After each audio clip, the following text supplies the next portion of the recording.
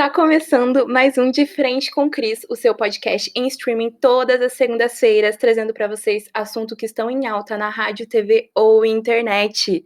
Eu sou a Cris e não como carne de porco já fazem 84 anos. Gente, o assunto hoje tá pesado. Hoje com a gente temos a médica veterinária Bianca Ribeiro, que vai nos explicar um pouquinho sobre o surto de teníase que ocorreu no município de Asa Fugaz, em São Paulo. E aí, doutora, quer se apresentar? Oi, Cris, tudo bem? Primeiramente, queria agradecer muito o convite, é muito bacana estar aqui hoje para falar de um assunto tão importante, né, para a sociedade. Então, meu nome é Bianca, eu sou veterinária, trabalho no Serviço de Inspeção Sanitária, para o Serviço de Inspeção Estadual aqui do Paraná, e agradecer por estar aqui, vamos conversar um pouquinho sobre esse episódio que aconteceu aí. Ok, doutora. Então, primeiramente me diz, esse surto de teníase aconteceu, muitas pessoas estão doentes, muitos animais estão doentes, e a gente quer saber, afinal, o que é a teníase? Então, a teníase, na verdade, ela é uma verminose causada por um parasita que é chamado de Taenia solium, e esse parasita, ele pode estar presente na carne de porco contaminada, mas ainda, esse animal, o porco, ele atua como hospedeiro intermediário dessa doença. Então, o que isso significa? Que ele tem o parasito, ele pode contaminar o ser humano, mas ele não tem nenhum prejuízo para o porco. E tem o hospedeiro definitivo da teníase, que somos nós, os seres humanos. E aí a gente sim que vai apresentar sintomas associados à doença e também podemos atuar como transmissores dessa doença. Nossa, verdade. Mas assim, você disse que está presente nesses animais a teníase, né? Isso. E como que esses animais se contaminaram, afinal? Porque nunca aconteceu isso no município e a gente quer saber como isso aconteceu. Então, nesse caso que aconteceu aí em São Paulo, foi através da contaminação da água, né? Que foi descoberto depois que a granja utilizava uma fonte de água de má procedência e de má qualidade. Então, essa água estava contaminada com os ovos, né, do parasita, e aí os animais acabam ingerindo esses ovos e se contaminando com o parasita. Para eles não vai ter nenhum problema, mas esses ovos vão eclodir no intestino dos animais e vão atingir a circulação, né, através do sangue, e chegam a inúmeros tecidos, principalmente na musculatura, né, que seria a carne que os seres humanos posteriormente iriam ingerir, mas a contaminação nesse caso foi por conta da água. Nossa, pela água, isso é bem preocupante, né, doutora? Porque várias famílias que moram ali ao redor daquelas granjas que usavam dessa fonte, elas também consumiam essa água, né? E essas famílias foram prejudicadas de alguma forma? Essas famílias podem sim ter sido prejudicadas, tá? Se elas tiverem consumido essa água sem ferver antes de consumir, sim, elas vão ter ingerido os ovos também. Ou ainda, né, se utilizaram essa água para lavar vegetais, para lavar frutas, podem também ter sido contaminadas com a doença. Nesse caso, se elas ingeriram a água contaminada, elas acabaram ingerindo os ovos, né, os ovos do parasita.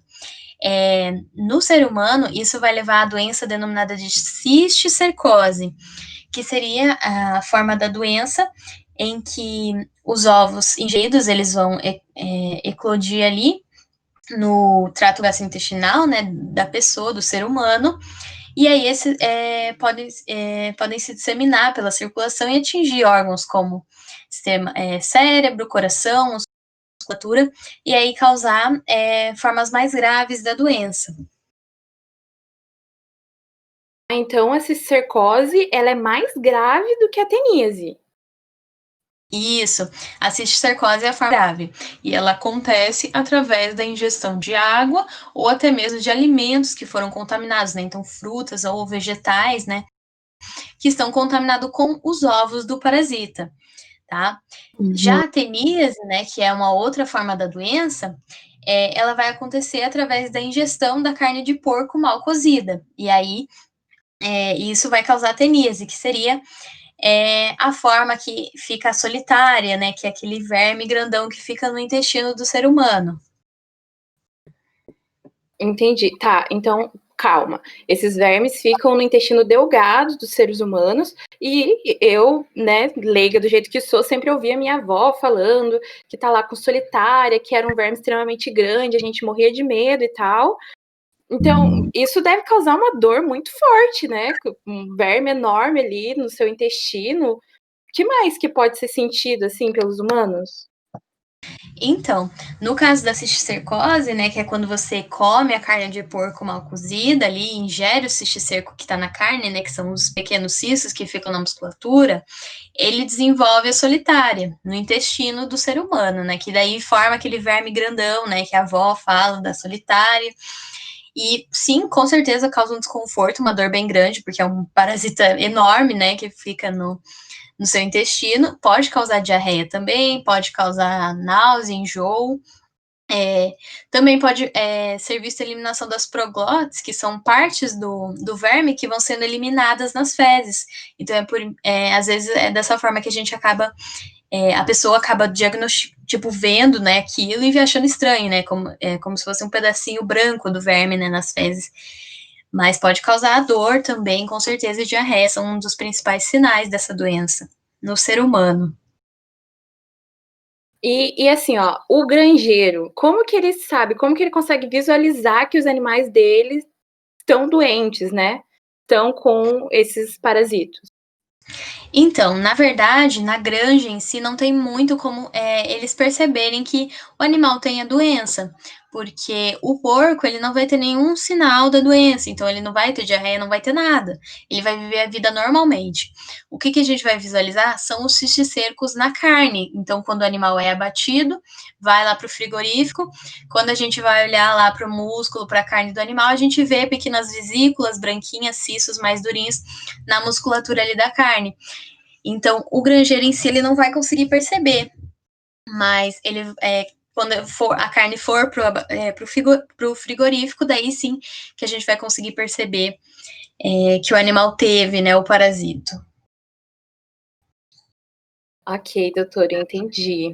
Mas e agora? Depois desse surto que aconteceu, ainda está acontecendo no município de Asa Fugaz? E aí, como que a gente, né? Agora, como que a gente remedia isso? Tem algum jeito, algum modo de tratar?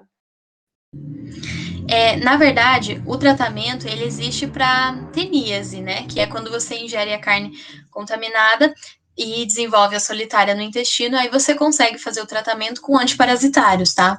Aí a escolha do antiparasitário vai ser de acordo com o médico.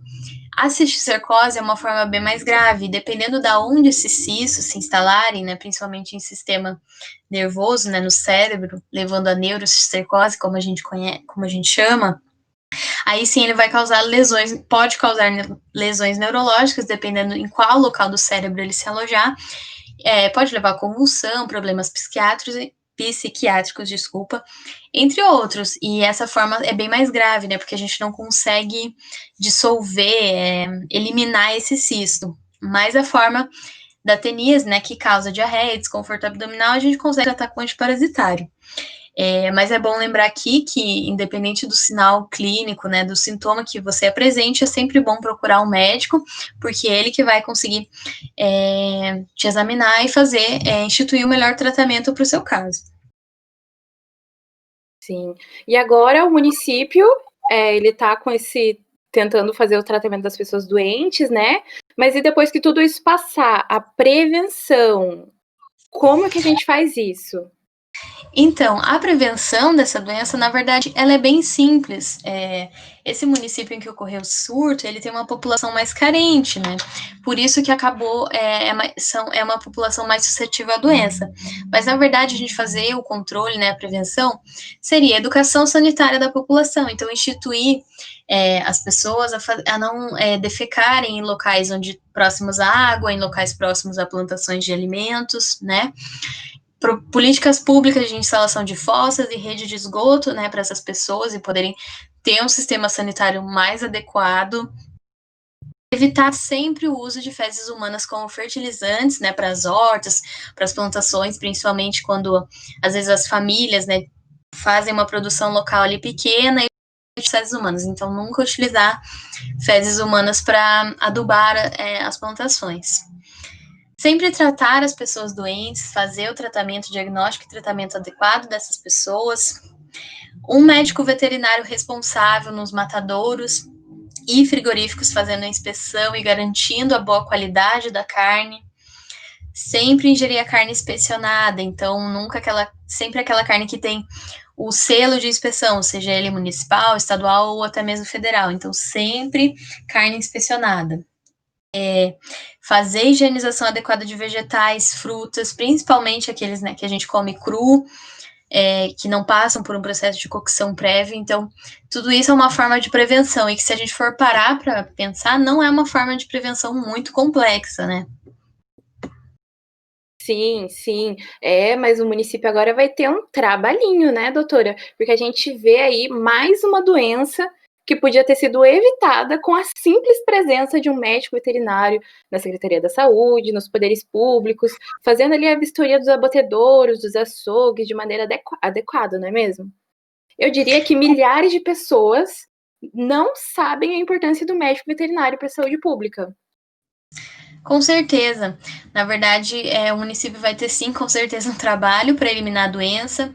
E é uma coisa que poderia ter sido evitada, né, com políticas públicas adequadas e até com a presença de um médico veterinário ali no comando, né, mesmo na parte humana.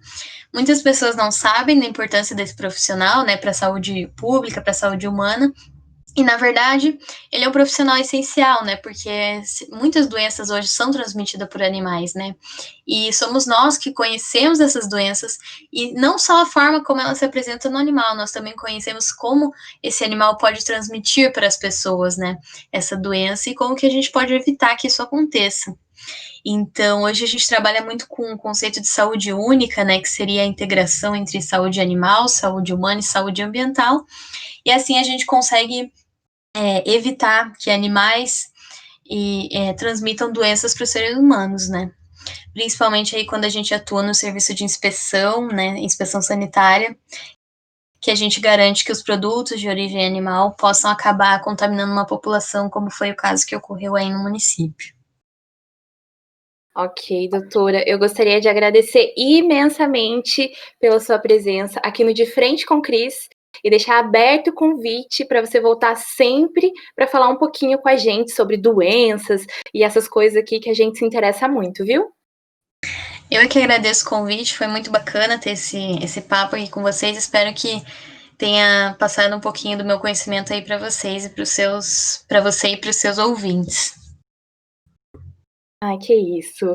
E o De Frente com o Cris acabou. Se você tem dúvidas, sugestões ou ideias novas, entre em contato com a gente. Nos siga nas nossas redes sociais, @De Frente com Cris no Instagram e Twitter.